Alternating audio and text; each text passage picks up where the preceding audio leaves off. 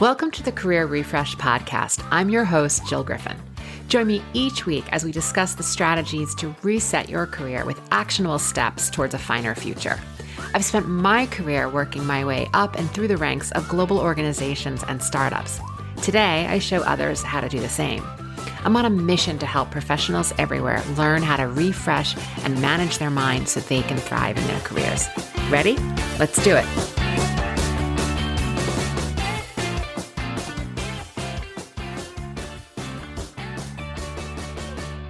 Hey there. I'm glad you're here. I wanted to talk today about something that I have struggled with for years, and that is fear. In a workplace environment, fearful people don't act scared.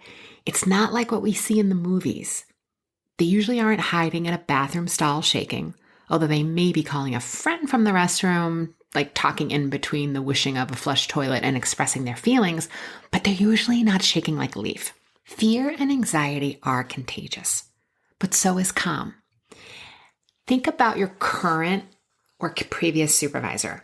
How did their disposition set the vibe for the whole team? People in fear can act very controlling or aggressive. Fear can show up as anger, arrogance, defensiveness, like a general lack of collaboration and communication, stubbornness, or fear may immobilize you and you become aggressive. You may shrink and not step up. You avoid risks. You stay small because if you take itty-bitty steps, you get itty-bitty risks. And fear is never a valid excuse for staying small. It's just a sign that you have work to do to manage your mind. Fear doesn't mean that something has gone wrong. Fear is just that you're normal and you're wired for survival. There are rational fears like falling, car accidents, and bugs, because I think bugs are rational fears. And then there are irrational fears like the fear of failure or a fear of success. Without your mind, there is no fear. Let that sink in. This is not the time to judge yourself.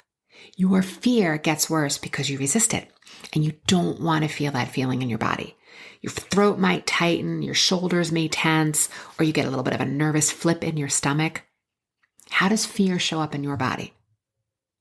And while on the outside, I may have had a hard, leather-wrapped New York City shell, occasionally I did have irrational fears of failure or of being excluded. But as a traumatic brain injury survivor, I sure as hell had a constant rational fear of falling again. I thought acknowledging and expressing my emotion would overwhelm me and bring me deeper into the fear. So I just refused to allow them. And when I think back on that time many years ago after the injury, I must have been so charming to be around. Being scared is normal. It's part of being human. Scared is a feeling. It's just a vibration in your body. And it doesn't mean that you're in imminent danger. But fear can be a beast. And for me, it was a beast. And then it was suggested that I work with one. Yep. Equine therapy, my friends. Horse therapy. I'm definitely open to new experiences, and I'm totally the girl who will try most things once. I kept thinking when this was suggested to me, like, what the F is a horse going to teach me so that I can overcome my fear? But I like animals, so I set out to find an equine therapist. And believe it or not, I found one pretty quickly, not too far from New York City. And it was a rescue farm. So this situation was totally up my jam because I love animals and I love and support rescue animals. This farm had horses who were retired police horses, horses with various injuries, or horses that had been mistreated and were now in recovery. And according to Psychology Today, horses can be an emotional mirror for humans. They respond to the feeling state we show. And they're herd and prey animals, so this means that they have a strong emotional sense, and they use that sense as a survival tool. They feed off of each other, and they respond to other horses in the herd. If one horse is scared, the others will become frightened. They respond similarly to humans. If a person approaches a horse with anger, a horse is going to respond by shying away or becoming very stubborn. Horses never hide their emotions. So let's stop for a second and ground, because at this point in the podcast, it is not my intent to convince you to use equine therapy. You can Google around and decide if that's the right next step for you to overcome some of your fears. but I'm here to tell you that this is my story on how I overcame fear, and that the experience, the memory, and the message stays with me today so powerfully, even years later. So the day arrives of my therapy appointment. I drive out to the farm. I'm feeling some curiosity, a lot of trepidation, but I do recall deciding that I was going to be in the experience. I was just going to do it, and I'm not going to judge it. So I get into this tremendous ring that's like the size of a football field, and there are about 50 or so horses mixing and mingling. Some of them are in their little horse houses. The therapist gives me a piece of carrot and tells me to go stand in the center of the ring. And she says, whatever you do, don't move. Okay, I should explain that many of these horses were huge draft horses. I did recognize a Clydesdale, so just to anchor, that's the kind of big I'm talking about here. So the therapist turns to walk away, and as she does, she calls over her shoulder really casually and she says, I already know the horse that's going to choose to work with you today. She holds up a piece of paper noting that she's written the horse's name down and that she'll tell me after the session. So now I'm in the ring, and I believe she made some sort of like whistle or call to get the horses to stir and begin to move. And from the center of the ring, I can see a horse all the way on the other side that starts to trot towards me. Then it begins to drop into like a canter, which is like a nice jog. So not horse racing fast, but not a casual trot either. This is like, it's coming at me. So this horse is coming directly at me, and it's not stopping. It's not slowing down. It's not easing up. We are on a direct trajectory for impact. And she keeps yelling, don't move. And I'm sitting here at this point thinking, sweet baby Jesus, what did I get myself into? I went from like smiles and, oh, horses are so beautiful, to like, WTF, I'm going to die. This horse is going to hit me at 20 miles an hour with a full 1,000 pounds of muscle. And I literally almost shat myself just thinking about like the horse hitting me hitting some sort of trajectory, smashing into a tree, getting another head injury. Like all of this is going through my head. I start to tremble, which is fascinating to be in the moment and watch fight or flight take over. Adrenaline, everything pumping through me, my muscles, everything. And my legs are literally shaking. And all the while, Missy outside the ring is yelling, don't move. So the horse is coming closer. Don't move. Even closer. Again, don't move. And then it clicked.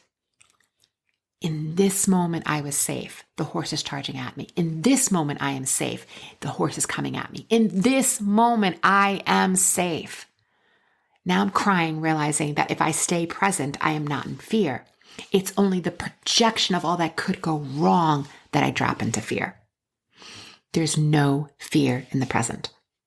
So what happens? So Jojo, the horse, skids like a cartoon character, skids up to me, like, right? Stops in front of me and begins to sniff, smell me, starts to chew on my collar, licks my hand. And by licking, I really mean hand and forearm, which is pretty much totally inside his mouth at this point. And he eventually finds the carrot that I forgot that I was holding with like a death grip. And that was it. He hangs around a bit, allows me to pet him. We have some interaction, some like horsetail SWAT time. Totally calm. Calm is contagious. Disaster averted. It was one of the most powerful experiences I've ever had, because when I stay present, I am safe and I had no fear. Because in this moment and in this one and in this one, I am safe. So if you've ever seen my Instagram feed, you may have noticed a big, beautiful horse on a red background that hangs in my office. That's not Jojo, that's a Luminari, but he is a powerful reminder every day that when I am present, I am not in fear. Most of our fears come from our thoughts. Think about it.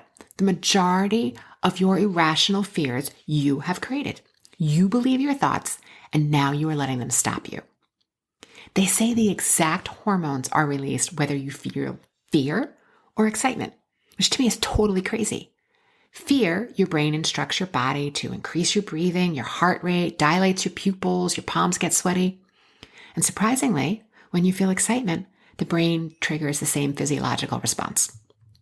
So what's the difference? Your thoughts about the circumstance. When you're feeling excited, it's because of your thoughts.